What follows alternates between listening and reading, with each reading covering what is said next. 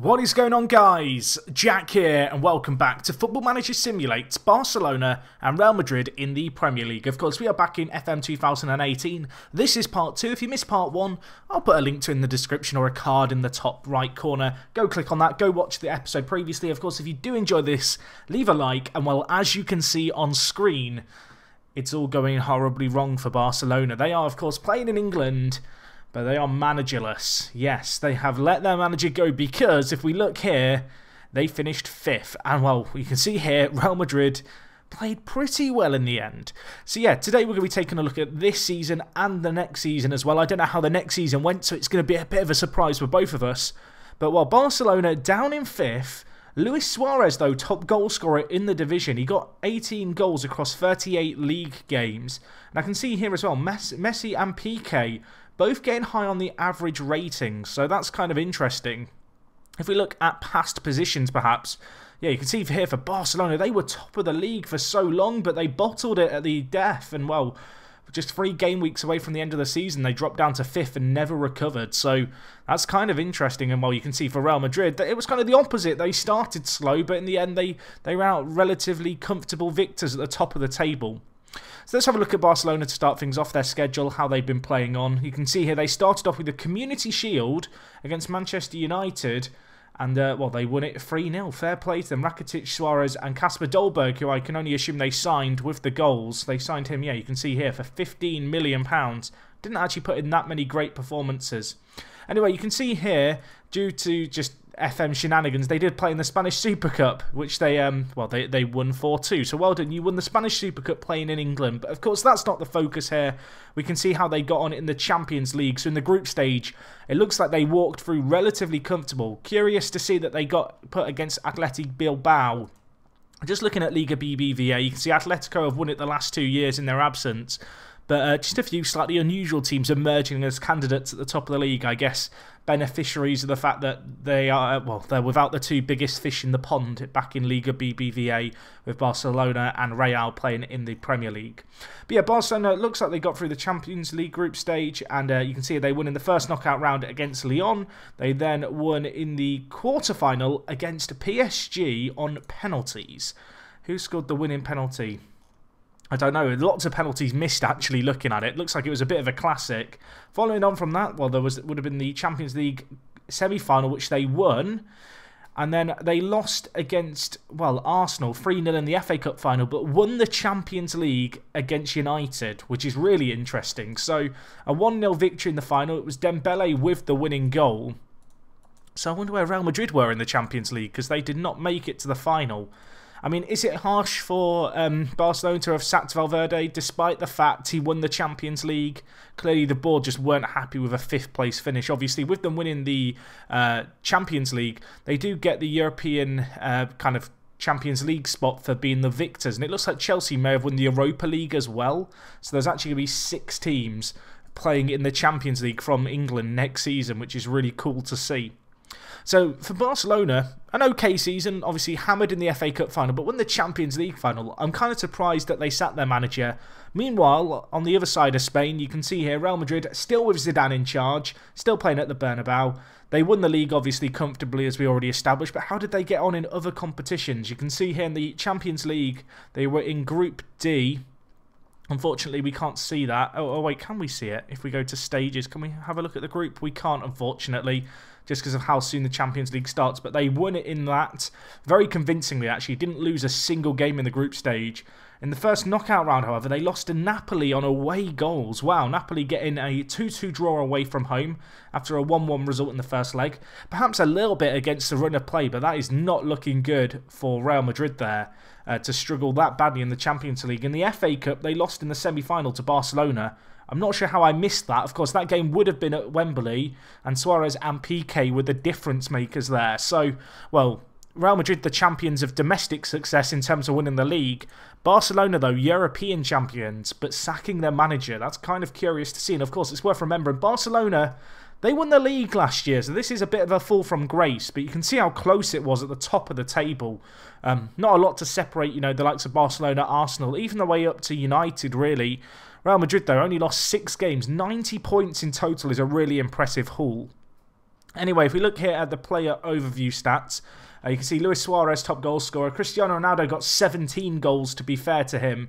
And Andre Silva got 15. I mean, it's a little bit of a surprise from Silva, but he's been putting in the performances for them. You can see Real Madrid signed him for £41 million. So that's looking like money well spent.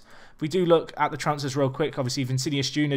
joined them. They signed Inke Williams from Athletic Bilbao. Nastasic joined them. And they also signed Paul Ross from Shrewsbury, who's apparently a really good regen. How much did they pay for that? They paid £7.25 million for a regen from... I mean, Shrewsbury have just been bankrolled by Real Madrid. Right, what happened on the Barcelona side of things? Let's have a look. Who did they bring in this year? So looking at their transfers, Casper Dolberg, Romagnoli, very good centre-back indeed, Lisandro Lopez and Giovanni.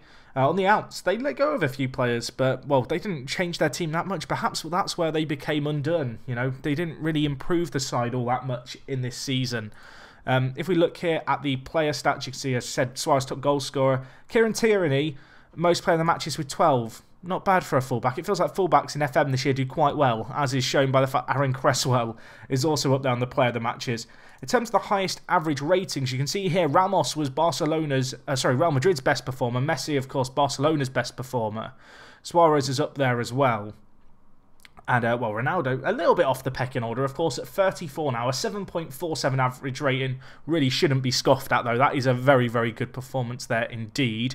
If we just look at the award winners, the Players of the Month you can see here, but we will take a look at the Footballer of the Year, which this year went to Kevin De Bruyne for Man City. He was pretty close last year, I think, in Player of the Year. Players Player of the Year went to De Bruyne as well. Players Team of the Year, so look at the team of the year. Messi and Suarez got in it as the strike force. PK at centre-back, ter Stegen in goal for Barcelona. On the Real Madrid side of things, Cristiano Ronaldo, Toni Kroos, Marcelo and Carvajal in there. So 4-4 in terms of players in Player of the Year. And in the Team of the Year, Best Young Player went to Andre Silva. Previously it went to Dembele, but Silva, as we saw, got signed and, well, he scored 15 goals this year in only 24 starts. A few appearances off the bench as well, but pretty solid by him. And obviously top goal scorer for the second year in a row was Luis Suarez. So anyway, guys, that is a summary of the 2018-19 season. We're going to go forward once more today. We'll see how they did in their third season in charge. Who is going to take charge of Barcelona? Will Zidane still be in charge? Let's find out. Okay guys, so it's 2020, and this time we start on Real Madrid's profile because they're managerless. What is happening here? What happened to Zidane? Let's find out. So, he just left the role. Did he get a job elsewhere? He's gone to Wow. Wow, I mean, that is a villainous, like, film-like plot twist there.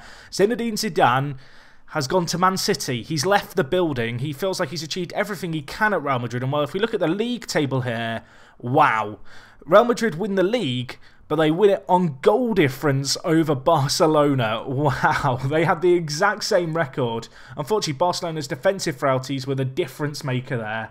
And on the last day of the season, they both drew.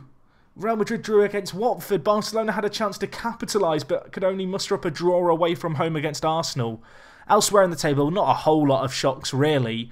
But, yeah, the two big dogs clashing once more this year. But Real Madrid on top again for a second year in a row. And, well, you can see here, Ronaldo, the difference maker. 24 goals the 35-year-old Portuguese player got. I mentioned last season he was a little underwhelming. This year, a 7.88 average rating is absolutely crazy. Let's have a look at Real Madrid's fixtures to start things off here and see how they did in other competitions. So you can see here they lost in the Community Shield to Arsenal, Lacazette scoring a brace. They then played, of course, in the Champions League. And it looks like actually this year the teams did play in the Carabao Cup. Miracles do happen, apparently. They lost to Barnsley after extra time. Curious. I can't seem to click on those results, unfortunately. But yes, Barnsley won in extra time against Real Madrid. That happened. Anyway, look at the Champions League. Hertha Berlin, Anderlecht and Sevilla were the teams in the group stage. They waltzed through that comfortably. In the knockout round, they beat Wolfsburg 4-1 on aggregate in the first round. In the FA Cup, they lost to Man City. So, of course, that, of course, being the new Man City managed by Zidane. Not at this point, of course, but now they are. In the Champions League quarter-final, they couldn't turn around a 2-0 away defeat against United, so they lost in the quarter-final there. And so, despite winning the league, Real Madrid didn't actually have that greater a season across the various cup competitions. Barnsley proving too strong in the end. You can see they lost against Watford 2-3, and they also drew against them 1-1 towards the end of the season. So actually, that result wasn't on the last day of the season. I was mistaken there, but wow, kind of interesting to see Watford, a bit of a bogey team for Real Madrid. If we look at their transfers for the year, who do they bring in? They spent a little bit of money. They brought in Eden Hazard. I mean, that's an interesting signing, isn't it? £51 million paid for him. Of course, Hazard 29 at this point, but a very, very good player. He had a pretty good season. 11 goals, 10 assists, 7.76 average rating. He was a difference maker. And also Mark Jobling of Preston. I assume he's a regen. He is. And they were willing to spend £6.25 million on him. It feels like this year in FM, the AI managers just love to spend money on lower league regions. I've seen a few lower league teams get bankrolled. Anyway, you can see here, Allegri has taken over as Barcelona manager. I'm going to assume he's been in charge for the full year. Indeed, he has. And, well, as you can see here, he won the Club World Cup with them. So let's see what else they did. So actually, they lost in the Euro Super Cup to start the season, Barcelona. They then, as you can see, lost very early on in the season to both Real Madrid and Man City. Looking into their group stage, they had Wolfsburg, Real Sociedad and, well, Porto. Not the easiest draw, but they made it work. They got through. It looks like in the Carabao Cup, they won after extra time there. So they did get to the 5th round. Well, they won. They beat Barnsley as well. So there you go. Barcelona better than Barnsley, who are better than Real Madrid. In the Club World Championship, you can see they beat Santos in the final 3-0. Fairly convincing there. Obviously, they got through the Champions League group stage. The FA Cup, they knocked out Chelsea. The Carabao Cup, they beat Stoke in the semi-final. They then beat Norwich. So all the cup runs right now going on here. They won in the Champions League. They won the Carabao Cup. The 5th round of the FA Cup was run by Barcelona. They won the 6th round in the quarter-final. Did they lose on penalties? They did. They lost on penalties to Bayern Munich. Kasper Dolberg got an 80th minute equaliser to take it to 2-1 on the night, but ultimately penalties was the difference maker. And Insigne missed a penalty. He was signed this year, you can see, for £35 million. And, well, it wasn't £35 million well spent if that penalty misses anything to go by. They also lost in the FA Cup semi-final. So in the end, the only bit of silverware Barcelona won was the Club World Cup, which of course was something that they got qualified for due to their success last year under Valverde. And then, well, they lost here in the FA Cup. But they did win the Carabao Cup, the People's Cup, some would say. It was actually 3-0 against Manchester United. You can see Alcacer with a brace. Kasper Dolberg getting a goal as well. He got man of the match. Who did Barcelona sign? Let's take a quick look here and see who they brought in. So they didn't spend a lot of money. Again, they brought in this guy, Ozyakup. Definitely not pronounced that correctly, but a Turkish player. Didn't actually play that much for them. Got a 6.63 average rating. Questionable signing at best. Insigne was their big spend, really, for £45 million. They also brought in Miguel Pitino from Atletico Nacional, just a little Colombian regen. Looks actually insane for an 18-year-old centre-back. On the outs, they made a lot of money. They must have sold someone big. In fact, they just sold a lot of fringe players looking at it. Marlon, Sergei Samper, Jordi Alba, I guess, going to Spurs. A bit of an interesting transfer, but yeah, no major names departing. I didn't notice for Real Madrid either any major names departing. We'll just check that in case I missed anything. No, it looks like both teams have just been holding on to their star players and kind of sticking with the players they've got. Still got Bale as well at Real Madrid. Anyway, if we look here at the Premier League's player stats, just a quick overview. You can see here top goal scorer was Cristiano Ronaldo. Luis Suarez couldn't maintain his goal scoring mantle, his little record he's been holding on to. Sergio Ramos, 18 yellow cards in, well, a 38 game season. Quite an impressive haul, I'll give it to him. In terms of average rating, you can see here Ronaldo was really high. Suarez and Hazard were really high. Messi put in a good performance again. PK once more. PK's been just the standout defender for both sides. You can see these ratings. Madness. A 7.75, 7.78, and then this season a 7.68, which is his lowest so far, but it's still absolutely ridiculous for a team of this level. If we look at the award winners for the year, you can see that the Footballer of the Year went to Cristiano Ronaldo. 35 years old, but still showing that he can do it. In terms of the other award winners here, Manager of the Year went to Zinedine Zidane, who of course has now left. We didn't look at this previously, but he did win it last year as well. In terms of the Players' Player of the Year, it was Ronaldo once more, dominating the awards. The Team of the Year, you can see it here, Ronaldo. I think this might be one of the first times he's been in it as a striker. And you can see actually Ramos, Carvajal, Hazard and Ronaldo in it for Real Madrid. Barcelona, Piqué, Lucas Digne, Messi and Suarez. So 4-4 again, neither team kind of having slightly more players in the team of the year. It's been very, very close. In terms of young player of the year, it went to Dembele again, who got it 2 years ago. He's got it again this year, the 23-year-old. A 7.41 average rating, but with 12 goals and 8 assists is a really impressive haul. He's been doing very well indeed. And if we just look here, you can see the top goal scorer was Ronaldo, of course, with 24 goals, which is the most we've seen so far in any of the seasons we have simulated forward through. But anyway, guys, that is going to wrap up this episode of the Real Madrid and Barcelona in the Premier League simulation. Hopefully you have been enjoying this. As always, if you have been, leave a like on the video. If there's anything you'd like me to look at in a little more detail, let me know. Maybe we can include it in the next upcoming episodes. I think next episode we'll probably do another 2 years. That will then take us to 5 years into the future. And then I think we might just do 1 or 2 long-term episodes where we go, you know, maybe 5, 10, 15, 25 years into the future.